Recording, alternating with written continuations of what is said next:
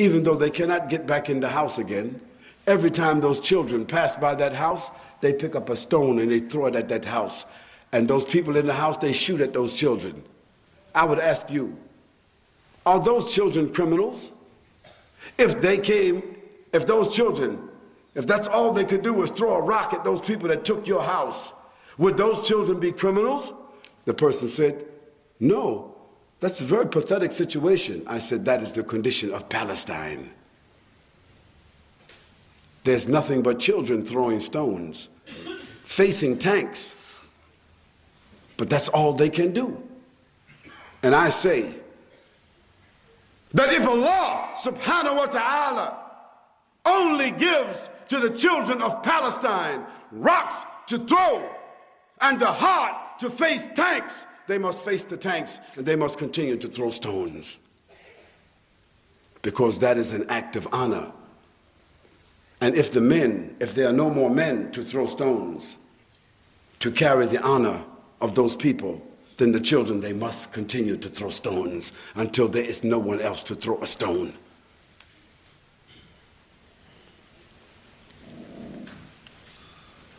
Those Muslims who are in the Muslim lands, Palestine, Kashmir, Shishan, Somalia, Algeria, Afghanistan, Philippines, Bosnia-Herzegovina, and at the present situation in occupied Iraq, these are people who are engaged as freedom fighters. They are freedom fighters. We don't say about their aqidah, we don't say they are completely right, we don't say we agree with everything they do, but they are freedom fighters. But they are called what? Fanatics, extremists, terrorists. But look at the history of Australia, look at the history of America, look at the history of Great Britain, look at the history of France. Their history is full of glorified stories about people who defended their country as what? Freedom fighters. Freedom fighters. Because the whole idea of freedom fighters is something that is glorified. It is honorable to defend your country, except if you're Muslim. The Muslim is not supposed to defend his country. The Muslim is supposed to just get out, walk away, live like a dog, be humiliated, allow his wife to be slaughtered, to be raped. The Muslim is supposed to accept this. If you accept it, then you're a good Muslim. But other people in the world, they don't accept it, and they resist it, and they're called what? Freedom fighters. So-called suicide bombers are called freedom fighters, or who are freedom fighters, that are called fanatics and extremists. Now, I do not justify, and I have no connections, and I do not promote in any way people who execute acts of political reprisals. And in many cases, frustrated Muslims have in fact acted as terrorists.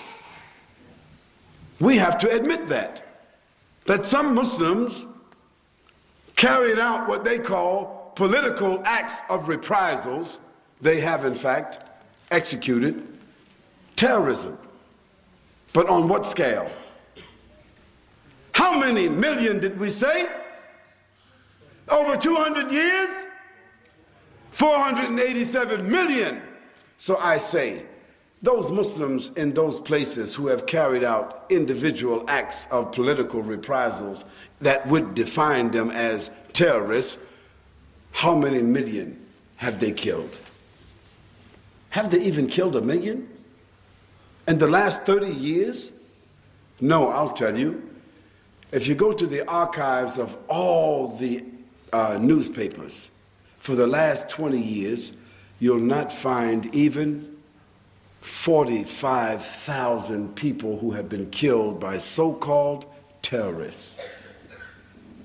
Now you add 45,000 to 487 million, and there we have the equation of terrorism.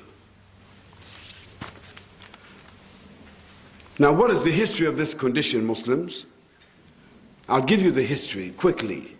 One, the history of this frustration that forces Muslims, that have forced certain Muslims to act in this way. One, protracted colonialism.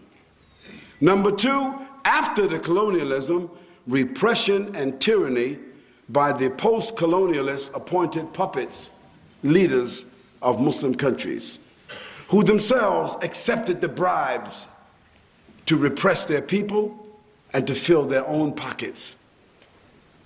Political domination and economic exploitation, incursion and occupation of the Muslim lands, systematic assassination and imprisonment of the Muslim scholars and inspirational activists, suppression of religion and categorical condemnation and indictment against the Islamic movement. This is the history behind this frustration. Now, what can we do? What can we do as Muslims? Allah subhanahu wa ta'ala, He said in the Quran,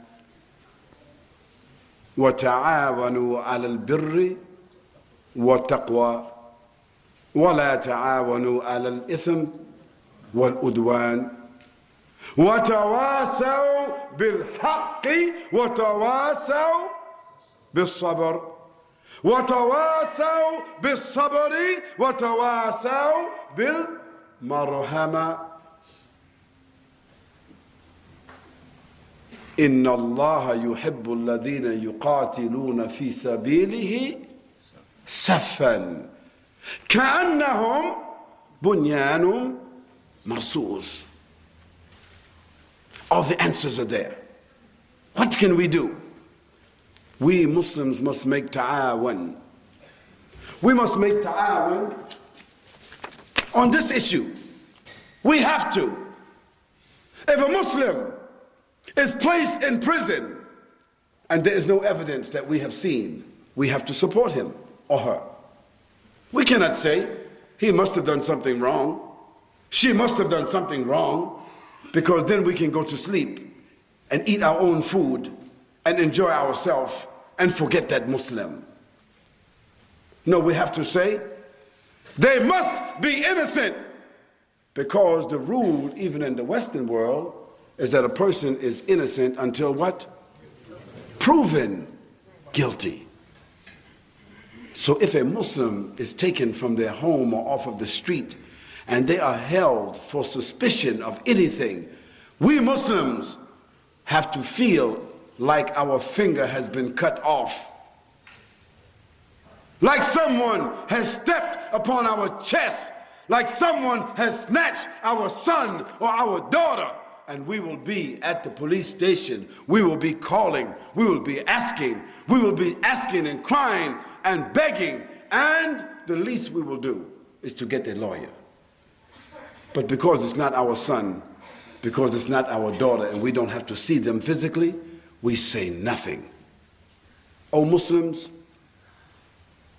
are we guilty just because we're Muslim? And what will you wait? Will you wait until you wake up one morning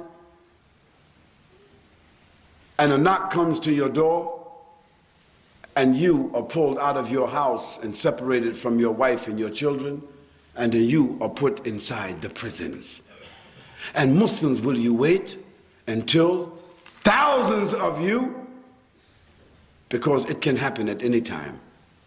You say, not in Australia, not in America, not in Great Britain, not in the home of the free, the land, not in the home of the brave and the land of the free, not in the land of democracy, not in the land of individual dignity. This cannot happen.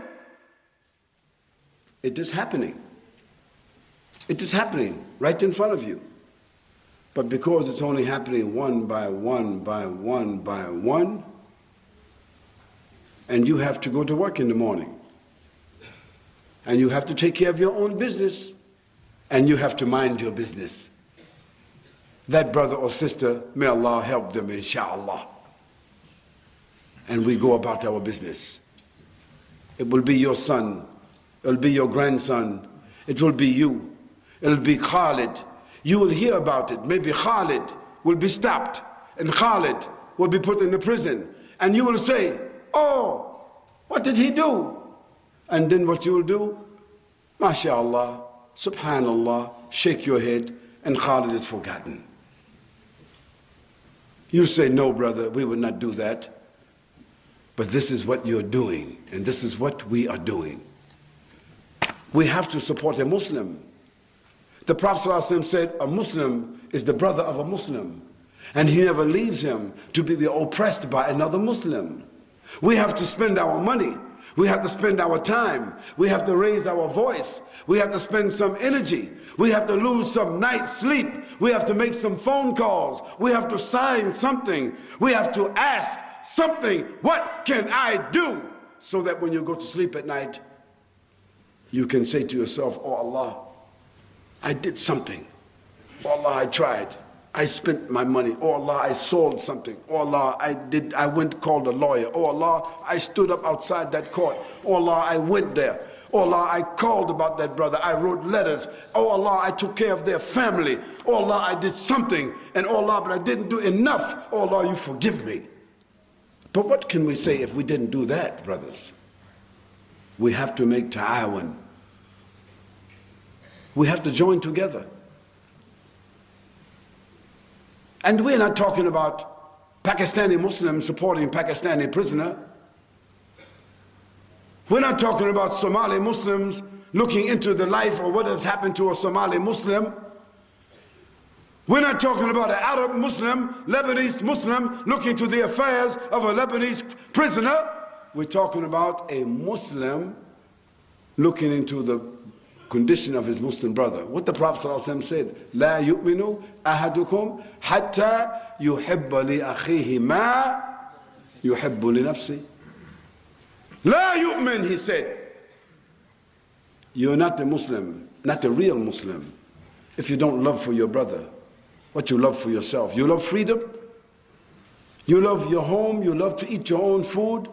You love to look at your children at night. You love to be with your wife. You love to move around, to say what you want to say.